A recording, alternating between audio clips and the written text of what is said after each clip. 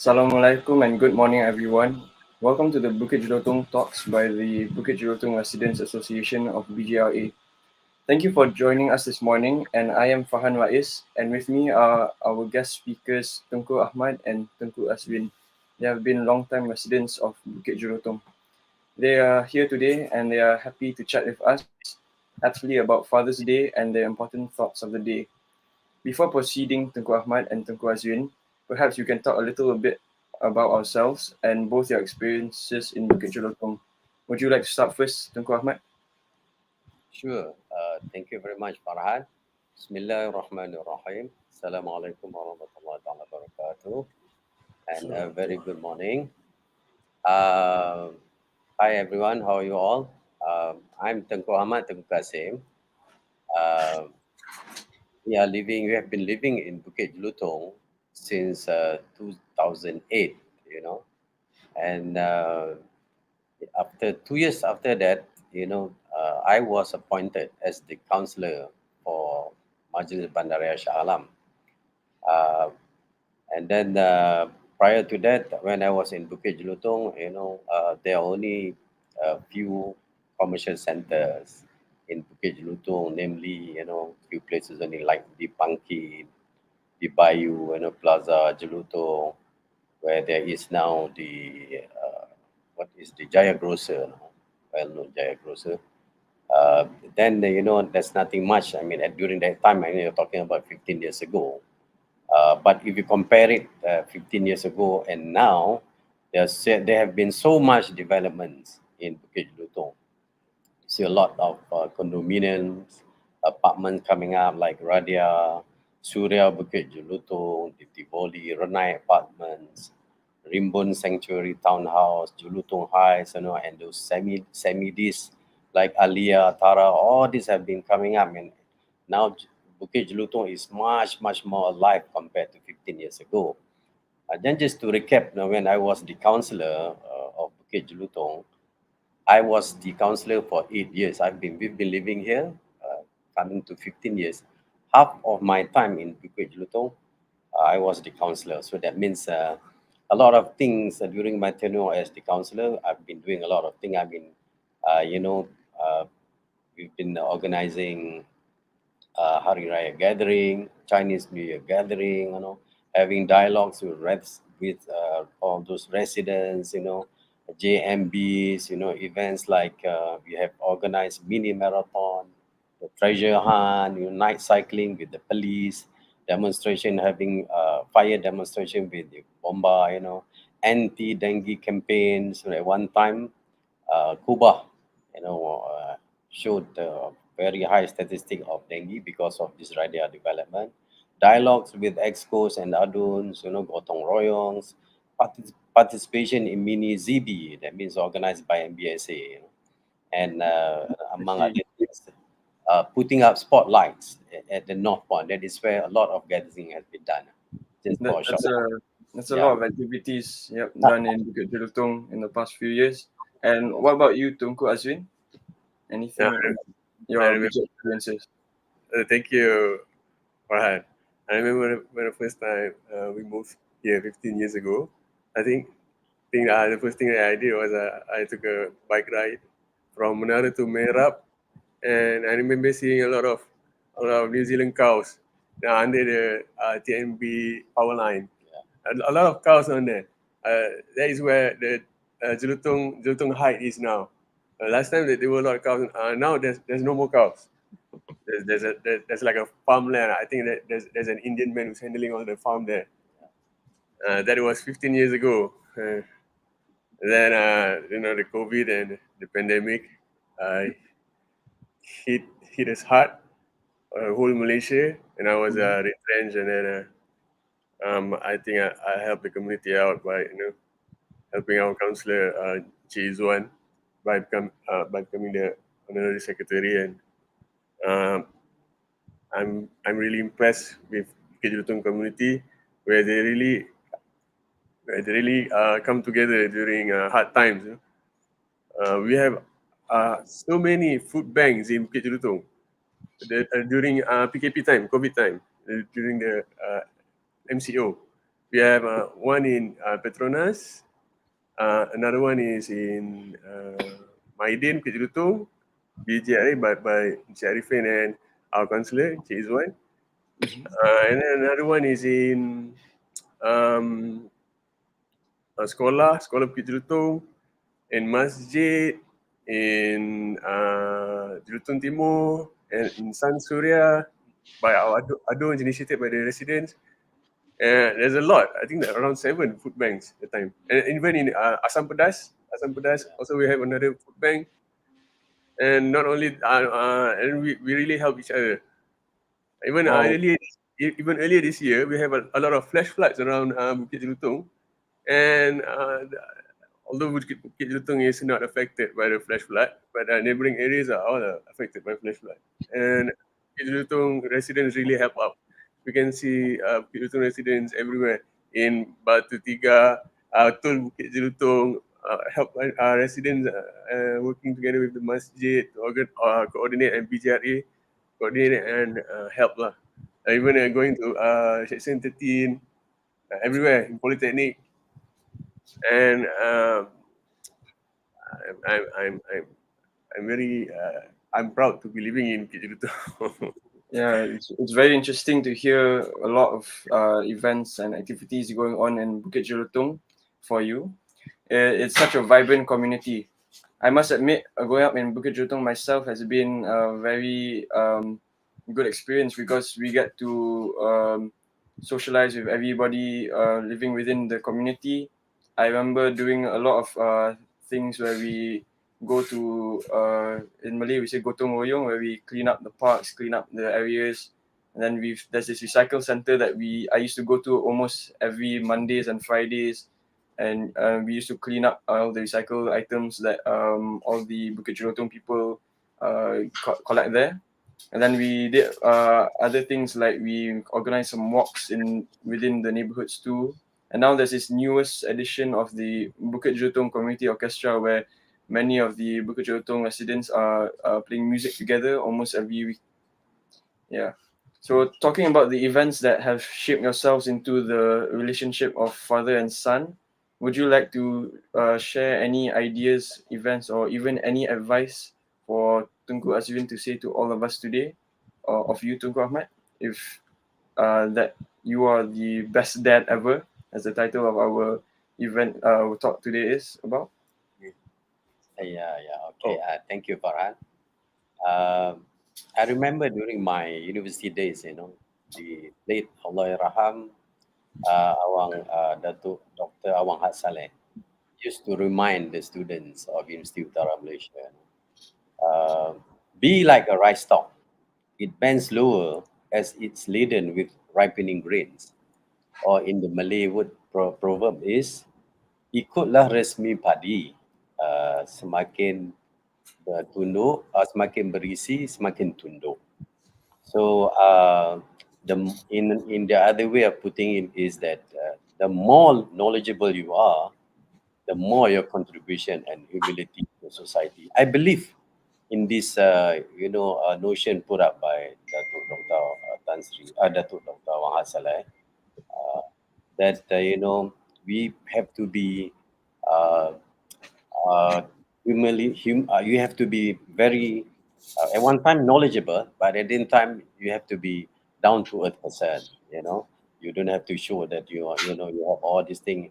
But the most important thing is, I believe that your contribution to society, that is the most important thing.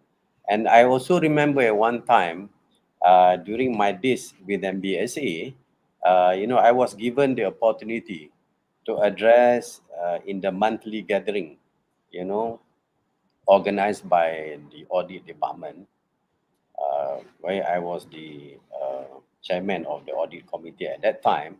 I touched about the subject of follow through. What I meant was that in whatever things that we do, we make sure that it gets done until the end. So that's one thing, like that I would like to share, so that we put it as one of those things that we must achieve. Right, Farhan? Yes. Thank you, Farhan. Alright. And what about you, Tengku Azrin? What would you like to have to share any ideas and or advice? Um, I think my father teach me a lot. He teaches me humility, and then he teaches me honesty, and he teaches me how to be brave. And my father is an honest man because I can't think of a time. I can't think of a time when my father ever lied to me. And honesty is the best policy. I think that is the foundation my father has laid down on me, and from there, I think uh, I value honesty and integrity more than others because if you're not honest, there'll be like recently there've been a lot of scamming going on. That recently we received a phone call from a guy who's to be impersonating to become a law officer, I think, and then he taught us trying to get money from us. He's pretending to be a MC. I don't know what Officer. officer, right? And how can this be like? Malaysia supposed to protect each others from all these scammers. I see. That's a very great to hear all of this. I'm very sure that your words will go a long way in inspiring many young people like myself. I am moved to ask you about your interests and hobbies that seem to make you very calm and satisfied with life, inshallah. If I may ask firstly, Tengku Azrin, I hear that you have quite a passion in green and sustainable activities. May I ask for you to elaborate more about it, please? Yeah, sure. I'll be spending some time on aquaponics, I think. Aquaponics. I even have a presentation.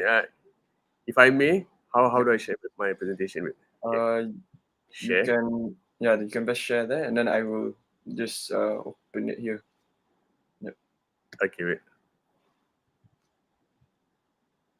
Share screen. It's presentation on aquaponics, right? Yeah. Okay. Can you see it? Is it on? Yes, it's here.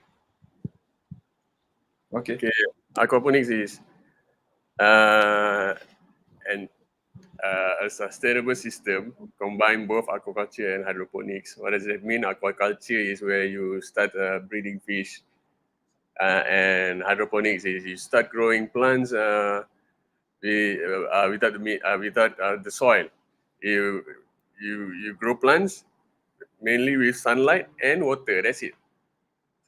So aquaponics is a combination of the two, aquaculture and hydroponics. And then how does it work? You just need a system with four, I think four. You need plants, water, sunlight, and fish. That's it. And then five lah. A pump is to circulate the water through all the plants. And you don't need soil. You don't need ground. All you need is a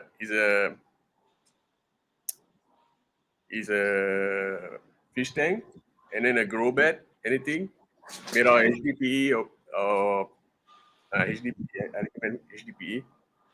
That that's it. You don't need soil.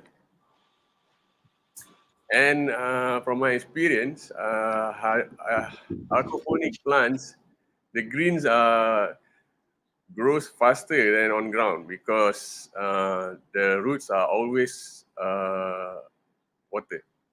Okay, see. And once when what I observe with greens, when the roots are always watered, and the quality of water is high, the plants won't get infested with pests and won't get sick easily. So we save cost on pesticide, and I think this is the most organic way to grow greens. Fresh greens. Yeah, because one of the main things is the quality of water have to be the best.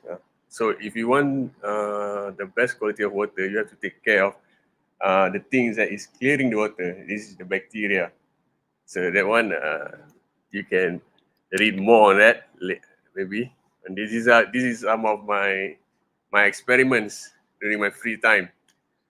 And I managed to grow all the spinach, ulam raja, and then this is produced every 3 days. We have to trim it because otherwise it will be out of control. And yeah, it grows really Actually, fast as long as you all you need is sunlight and water and a pump. But so the aquaponics is good for growing vegetation, right? vegetation, yes, and the fish. But the fish is you harvest it. It takes time. Fish around 6 months, six Mhm. to 1 year to get around I don't know around 500 gram, 1 kilo, 1 kilo. But for greens, after 1 to 2 months, then you can harvest every day. You just need to cut. You know, the, And it grows back. yeah, So, yeah, is it like a sustainable way of for like the life cycle for fish? yep, yep. As long as you can keep the water quality at the highest level, tip top, Mhm. you take care of your bacteria, and then it can run forever.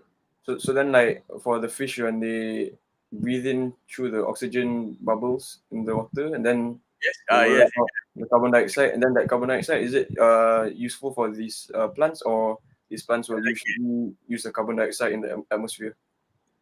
yes. That is one of the important things that plants need. Their plants need good sunlight, uh, gases exchange for food, carbon dioxide, and oxygen for the leaf and the roots. So if you want more, if you want to become more efficient and produce more greens, you can put an aerator inside the water just to oxygenate the water. And quality of water tip top, and then the soil. If you don't, some plants they don't need soil. Anything that you can grow in hydroponics, you can grow in aquaponics. But also you can have an integrated hybrid system where you don't use where you don't use where you put also soil, and you can also grow it in aquaponics system. But you have to have another automatic water level controller like a bell siphon. You have to engineer a bit, but it's still doable. Some of my green produce.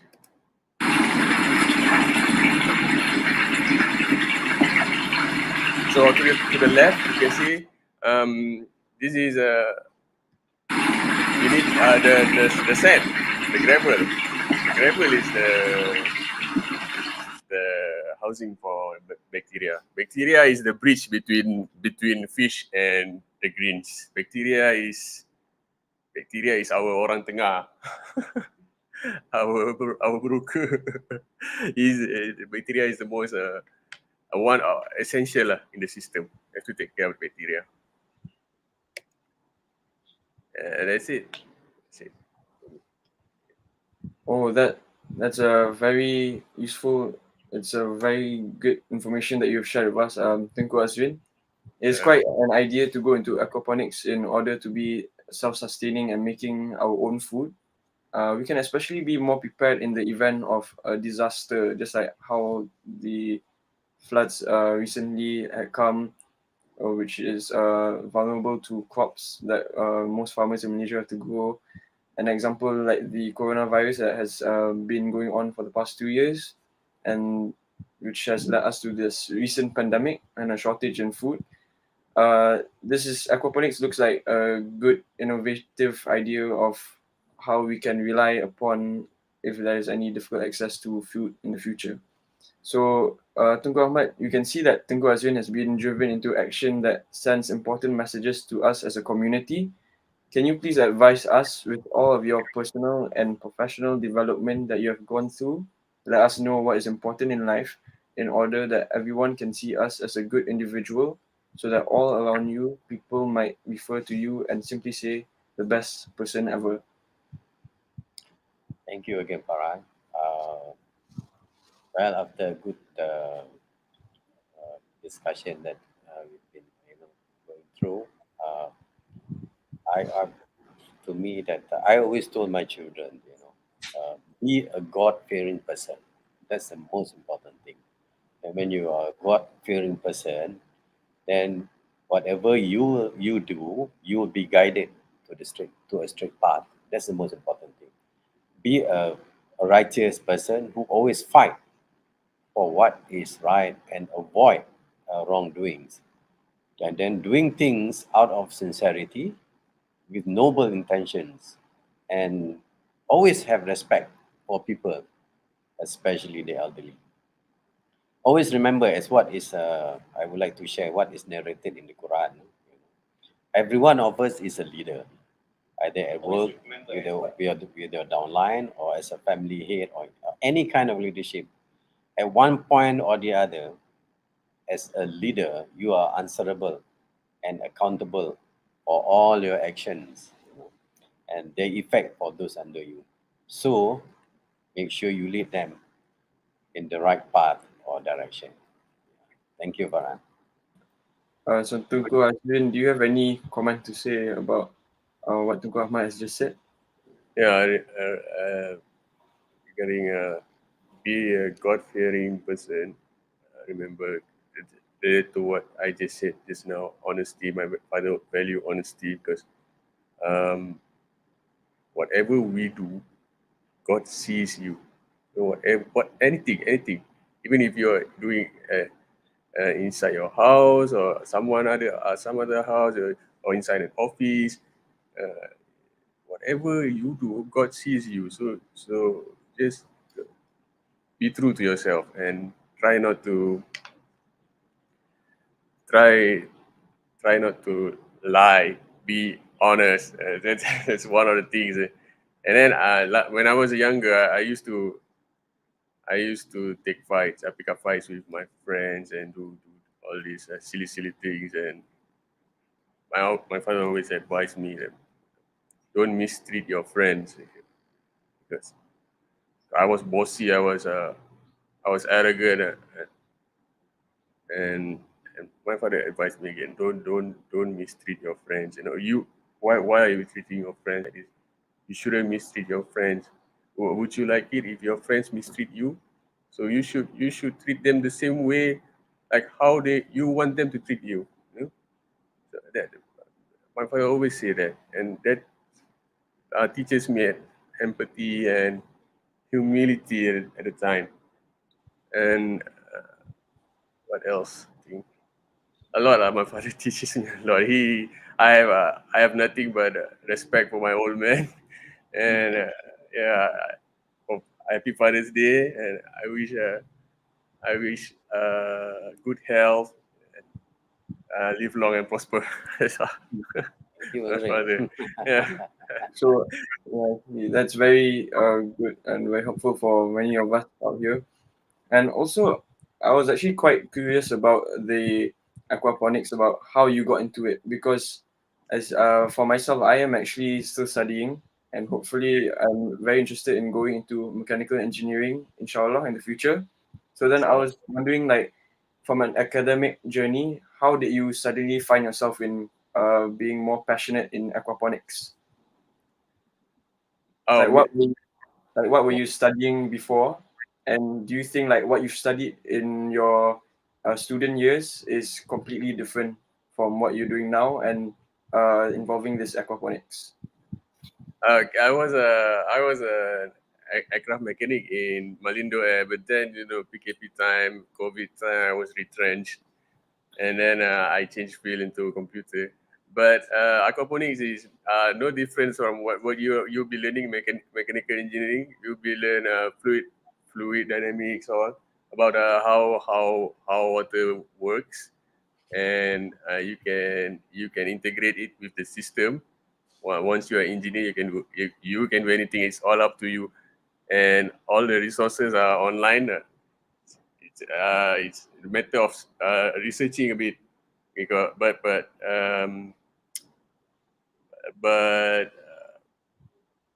when I see my father every day, we have a lot of plants, we have a lot of trees, coconut tree, uh, some greens, and pokok belimbing, pandan, all pandan leaves around the house. And my father every day, he has to go and water them every day. You know, I find I'm uh, for my generation, I find that very tedious. This is a tedious work. Every day you have to water the plants, and There must be an easier way of doing things. yes. So I don't like the repetition of every day you have to water the plants, and then I began researching. Oh, there's a way, and it's called aquaponics, where you integrate fish and greens, and then it constantly wet the roots of the plant, so you don't have to water them. Yeah. All you need So, to do is maintain the pump. Yeah, so so the that is one of the things why I get into aquaponics, because I'm a lazy farmer. Say I can say that. I see. Good, to Yeah, be But with honest. aquaponics, it's like the fish and the vegetation is interdependent on each other. Is it? Is it like if let's say like the fish dies, uh, correct. yeah, unfortunately if it dies, what will happen to the vegetation? The three essential. If one of it fails, all fail. The whole system fails. I So see. you have to think. This is one other thing that my father teaches me. Always do everything in moderation. Even if you want to harvest the plants, the greens, do it in moderation. If you remove all the leaves, then all the plants will die. How is it going to carry out any photosynthesis? Right? There's no green leaves. How to convert carbon dioxide? So uh, the chlorophyll, all the chlorophyll is gone. So just for the first 2 months, just let the plant grow out of control. Then you harvest. You upkeep of your system. Same goes to the fish. After 6 months, you have to put a new fish. If there's no fish, then there's no nutrients for the plants. Because the plants thrive on the fish waste, but the plants cannot uptake the fish waste directly. The plant still needs bacteria, because the bacteria are the one who breaks down the fish waste into beneficial nutrients for the plants. Yeah. So at the moment, the aquaponics that you are doing right now, are you like trying to harvest the vegetables and then sell it, or are you using it for your personal use? Sorry, did you catch that, Tengku Azrin? Hello? Sorry, we are experiencing some technical difficulties. It looks like the connection isn't secure.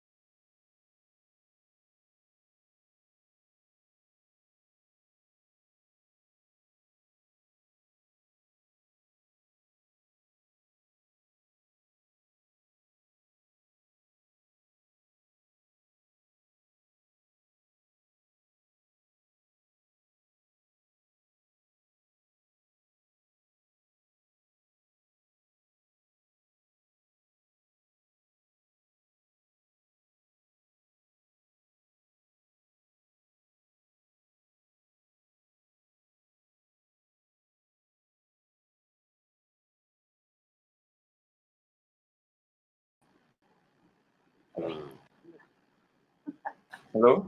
Hello. All right. Okay. We're back. Okay. Okay. Well, as you were saying, Tengku Azrin, about the vegetables that you grow in aquaponics. What do you do with them? Sorry, wait. What do you do with the vegetables you grow in aquaponics? Do you use it for your personal use, or do you are you looking to invest into it by selling it? Sorry, say again.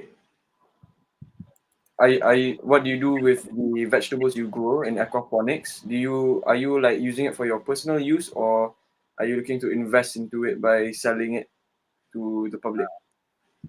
So at the moment we only eat what we grow. Hmm. Yeah, and then I pun dah tak, I pun tak larat lah makan. I pun tak makan. Yeah. So many the greens. My family they eat the greens. Yeah, Yeah, maybe I can add to yeah. this Farhan, because the aquaponic which was done by Azrin is meant as a hobby, and it is on a small scale. So you definitely can go and commercialize it, but it has to be on a bigger scale. But you need more bigger areas, bigger containers, bigger farms, all these things. Then of course you can have a mass production.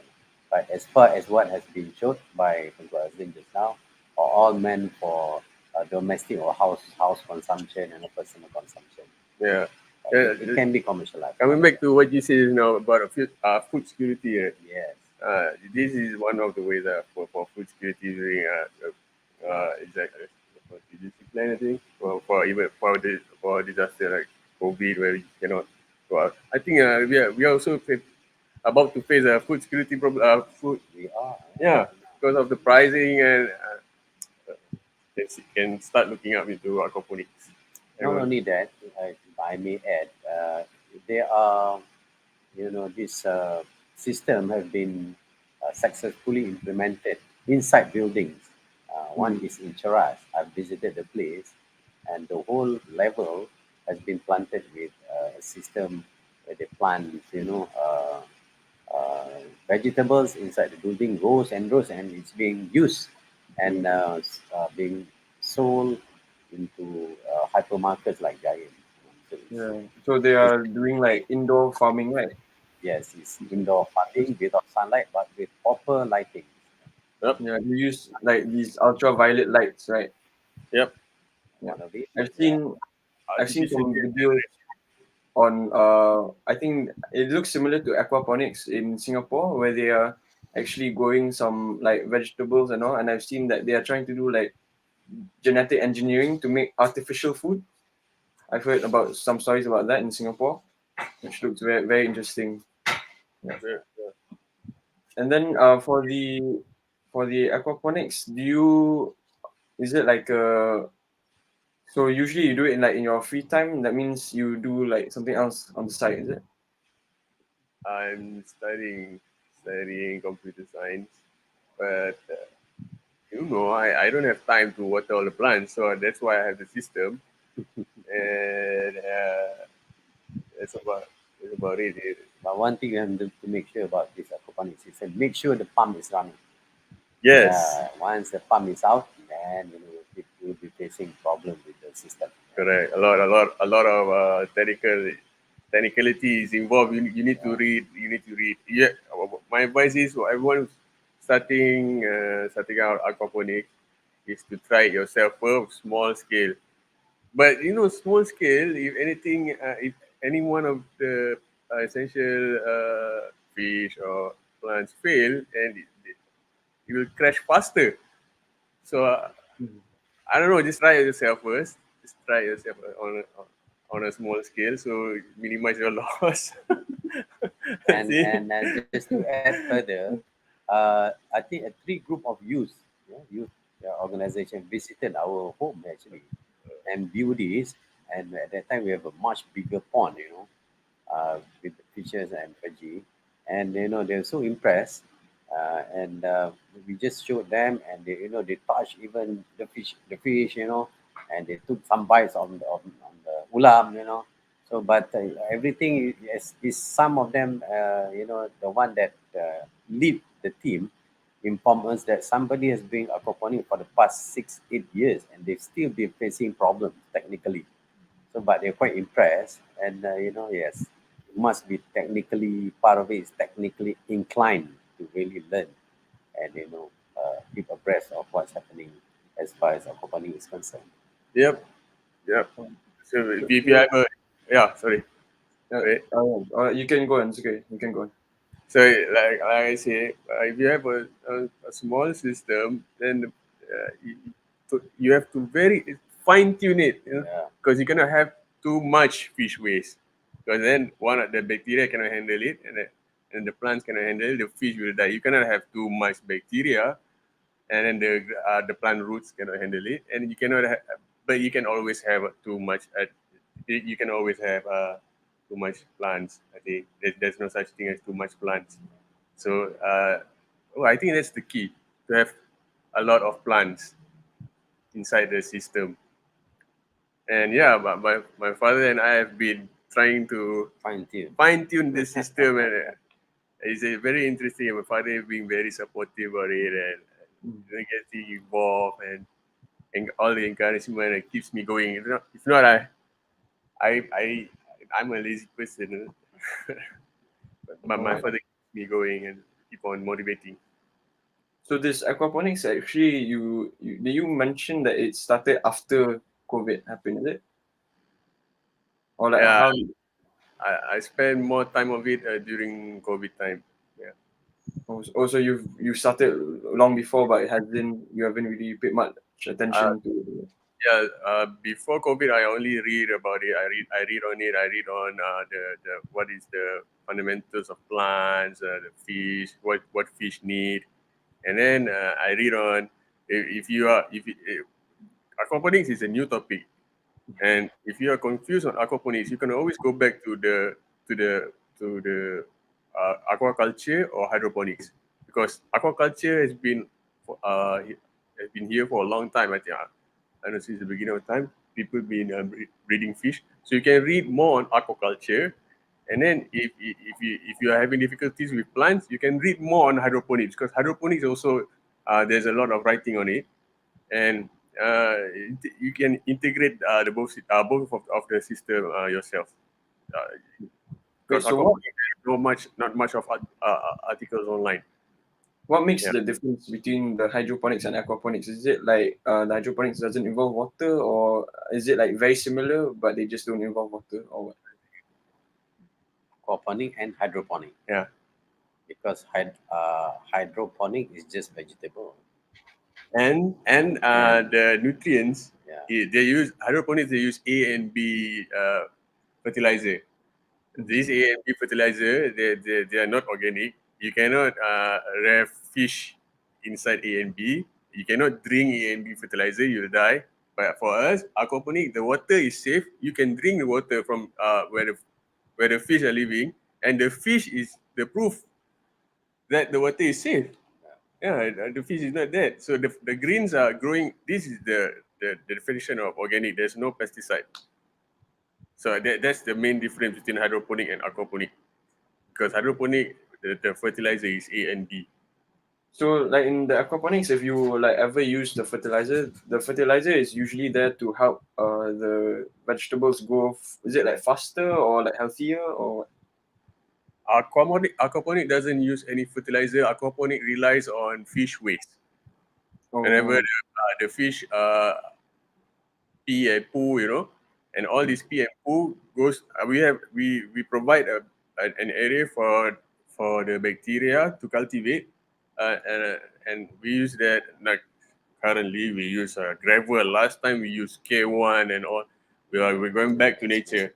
Yeah, we are using gravel.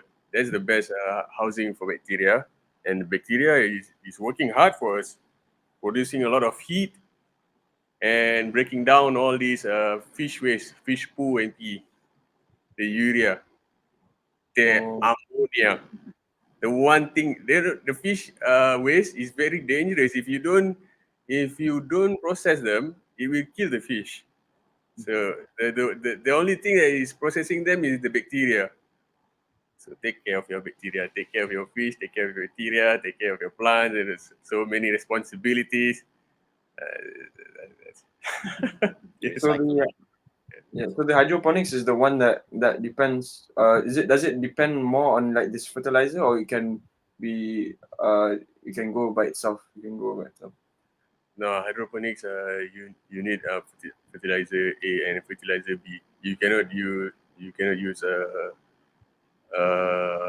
other than that, because uh, if you read on hydroponics, the essential is sunlight, and then a grow bed, and then a place to pump the fertilizer back to the grassroot to the roots. That Oh, is A and B, fertilizer A and B. You're dependent. You depend on the fertilizer. You always have to go replenish your fertilizer every 6 months. You have to change. I think depending on your system, because yeah. the fertilizer, the plants will take up all the nutrients, and then there's no more nutrient inside the fertilizer. You have to throw the fertilizer away, and that will cause pollution too. All right. Yeah, Well, it we looks don't like we are. we don't have this problem with aquaponics. We don't have Oh, okay. So because because I was thinking in aquaponics, if you have to like put in the fertilizer, there's like if you read in biology that the fertilizers can get into the water and then it can cause like algae to go on the surface of the water and it doesn't look good lah. correct also. And then the bad thing about the algae is that it will consume more of the oxygen, and then like when there's not enough oxygen, then that will also cause like the fish to not have enough oxygen, and then all the like the vegetation in the water, they Right? won't they will start to die out because of the algae. Yeah, but if you see algae, they are green in color. Anything that is green, they are producing oxygen. So in daylight, all this algae is actually helping the system. That's why when you have a fish pond, but you don't have an aerator, the water will turn green fast, because the system is trying to correct itself. Because we have so much carbon dioxide, ammonia, so we need help. So and then God sent help. All this green algae is trying to fix the water, trying to produce more oxygen. But during comes nighttime, they take up oxygen too. So that's a problem. All the fish will suffocate during nighttime. But during daytime, they produce a lot of oxygen, because they're processing the carbon dioxide and producing oxygen. I think algae is good in I don't know. That's my opinion. I think algae is good. It's one of the nature's way of correcting itself. Well, it looks like we are coming to a close to the end of the talk. So Uh, now I'll just check if there's any questions for you and Tunggu Ahmad. So the first question is, what are other activities might you think is a good idea to have to continue to have a vibrant community in Bukit Jelutong? Well, if you ask me, I think communities, people in Bukit Bintang need to get close to each other. We need to get to know among ourselves, get to know each I'm other asking. more. And because at one time when I was called to officiate the AGM, BGRA's AGM, when during the time the current president was also the previous president, Tuan Haji Arifin Balmudin, one of the reporter asked me, what would you like, things to be, happening in Bukit Jelutong. I said, well, I came from Kedah, and I bring along an environment like people used to say kampong. This is a good environment, kampong environment, but you so-called localize the kampong environment in an urban community. That would be great. So we don't have to be very selfish, but at the same time, when you are in kampong, you treat everybody as your brothers, your sisters, you tend to say hello to everybody. Everybody knows each other. That would be a good thing. So I hope that one day the kampong sort of ethics will grow very well in Bukit Jelutong. That's basically what my sort of I hope Bukit Jelutong will have such an environment. Yes. Yeah, I agree. I agree because nowadays, the age of technology, we tend to know your neighbor less because there's no need. I think that not Less human interaction. yes, less human interaction, which is bad because we are cultural being. We live with others. We- I So see. I think we need more social events. Social events. Yeah. All right. So we have another question also. It says, what are the best types of fruits and vegetables to grow that will be successfully grown in aquaponics? What are the best greens?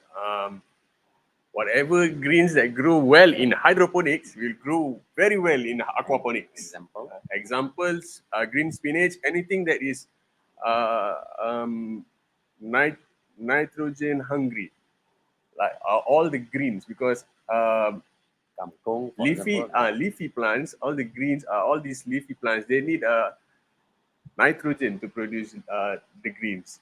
Unlike fruiting plants like tomato, or they need potassium. But for leafy plants, leafy greens, go for aquaponics. I advise um, green spinach, water spinach, salad, anything that is Ulam green, Raja. ulam raja, because the fish waste is producing a lot of ammonia, and the bacteria is breaking ammonia into nitrogen because study plants need three NPK: nitrogen, potassium, and uh, I forgot what which one. uh, All so right. leafy greens. I advise that the growth time around 2 to 3 months. That is All right. And we have one final question. It says, will the water ever run out in the aquaponic tank? no. It won't. The In Malaysia, we have from my experience for the past, I don't know how many years, 2, 3, 4. I mean 4 years.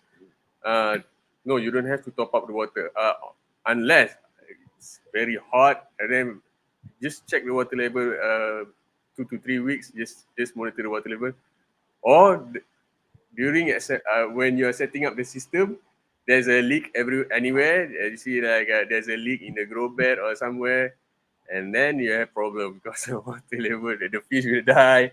So make sure when you are DIY doing it yourself, the system, make sure you waterproof everything. Just put a more layer of cement so that there's no leakage. So unless there's a leak, the water level maintains. That's basically. If there's no leak, the water level maintains. Yeah, All yeah. right. Occasionally, because of what do you call this? Evaporation. Evaporation. Evaporation will be a little water waste. That's it. Just because due to evaporation. Oh, okay. Alright. So thank you everyone for joining us on our BJ Talks this morning.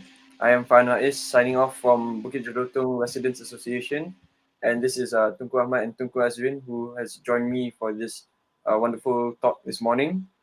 And we all wish you, everyone who's watching, a happy Father's Day with family for the rest of the day. Please stay safe and healthy. Assalamualaikum warahmatullahi wabarakatuh, and bye bye. Salam. Thank you so Waalaikumsalam much. warahmatullahi. Thank you so Thank much, you. Farhan. Happy Father's Day. Welcome. All right. You too. Bye. Tengku Ahmad. Bye. Bye. Tengku Azrin. Happy Father's Day, everyone. Happy Father's Day.